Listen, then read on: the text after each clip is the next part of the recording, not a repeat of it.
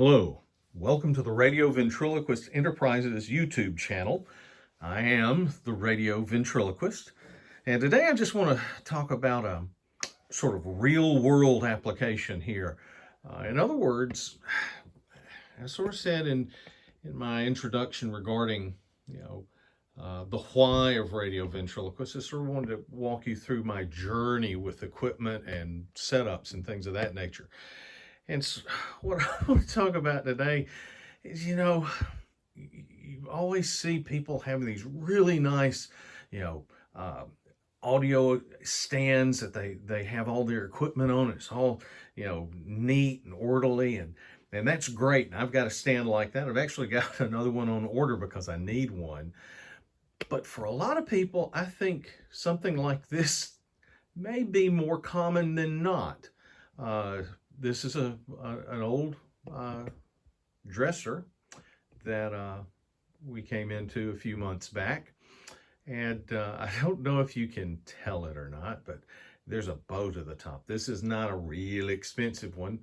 And it's got a bit of a bow to the top. And so, as you get into this hobby, you work with what you have and then you begin to grow it from there. So sort of what I've got going on here, and I'm going to, when I finish this particular little video, I'm going to do a review on the NADC 328 integrated amp that's sitting there, along with the C538 CD player. I've already talked about the Pioneer PL520 turntable, and what I've got set up, what I'm running in here. And this is a smallish room. I mean, this room is from that wall to that wall, it's 10 feet, and from that wall to the wall behind me is 11. This is basically a bedroom that I have sort of converted into a listening space.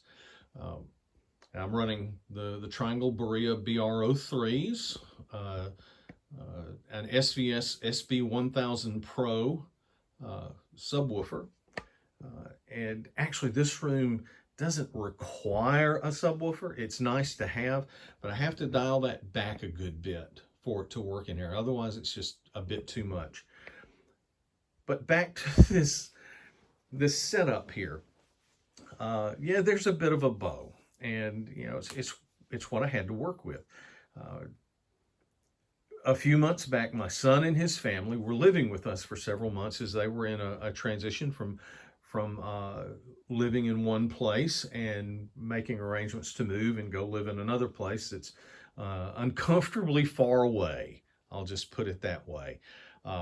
So they had some furniture that they were unable to sell because they had been trying to sort of thin their herd a bit. So we've got a few pieces of furniture running around this place that we did not have prior. And this is one of those pieces. And we needed I didn't have a dresser for these spare bedrooms. And so I was like, well, yeah, I can do that. So we got it from him. And I thought, well, I'll just, take this room and transform it into a bit of a listening space for me. And yes, dynamic action. I'm probably moving the camera a bit too much.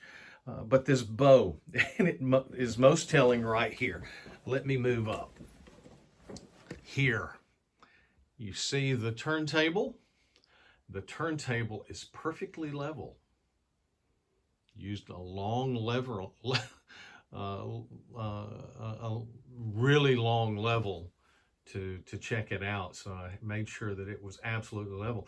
And if you note, there's nothing under that foot, but got a thick pad under this, and also the pad at the foot behind it as well. That's how much of a bow there is in this table. It's not really reading well on the camera, but it's a bit sort of disconcerting to look at. I do have an audio rack on order that will be coming before long, and I'll reconfigure this room with it. But this is what I think most people wind up with when you start out. You have a place where I can put my equipment here, and that's great. It gets you started, and then as you begin to, I do see my shadow because the light source is behind me. Nothing professional about it. I do see my shadow encroaching upon the film here. It's where we start. and we go from there. I like to think in terms of this as I move around my head shadow there. Yeah, there's a bit of a downward lean on this end into the center. So I like to think of it as, yeah, when the ones and zeros come in from the CD player into the integrated amp, they all sort of pool to that low side. So there's more sound that comes out of the right hand speaker than the left. Of course, that's not true, but I thought, well, it's a silly thought. But that's it. You know, this is more the place where people start, rather than these nice credenzas and nice audio racks. I'm not saying that there's a problem with those, but I'm just saying that when you start out, you sort of put where you can. And sometimes, of course, I've got speaker stands. Sometimes your speakers are sitting on top of things that aren't really stands. They might be a couple of cinder blocks. They might be a shelf unit. You know, these are called bookcase speakers for a reason. Oftentimes they're put on bookcases. Lord knows for years mine sat in bookcases. So that's just how it is.